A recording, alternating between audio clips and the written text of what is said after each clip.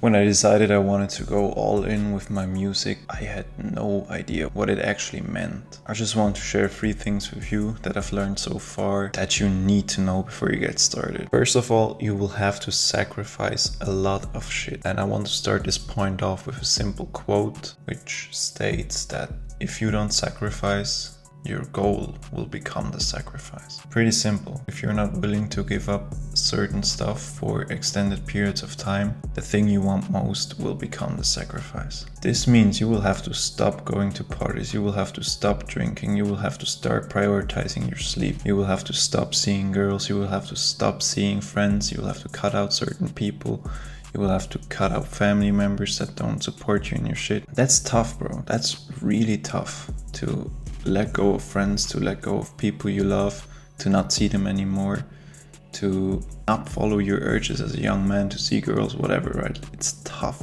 but you have to do it. And one thing a lot of people around me were always lamenting about me was balance. They were saying something like, yeah, you don't have balance, why don't you have balance, it's so unhealthy, and all this bullshit, right? But don't feel bad if people tell you you're crazy. You're working all the time. Don't feel bad if you don't have balance in the micro. Rather see it from a lifetime perspective. Put your life into seasons. There's spring, summer, winter, autumn, all that stuff. And with life it's the same. And if you're in a season of spring, you're in a season of work, and that season can be 5 to 7 years long. But after that comes summer, you're enjoying yourself for another 10 years.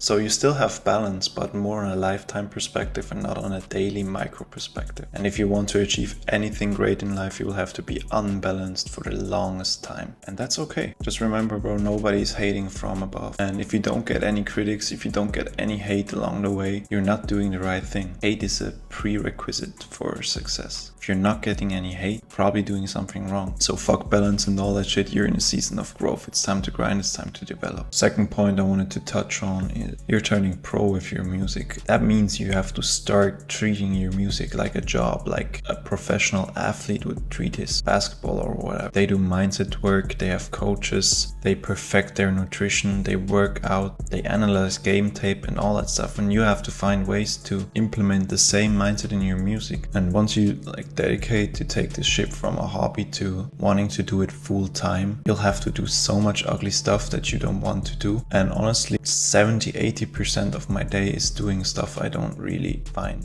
joy in. But because it moves me closer to my goal, I find great purpose in it. And turning pro with what you want to do has nothing to do with passion. It's gonna suck and it's not gonna be enjoyable for the most time. You're in the trenches, you're working hard without seeing any results or only minor results for years. And that's hard.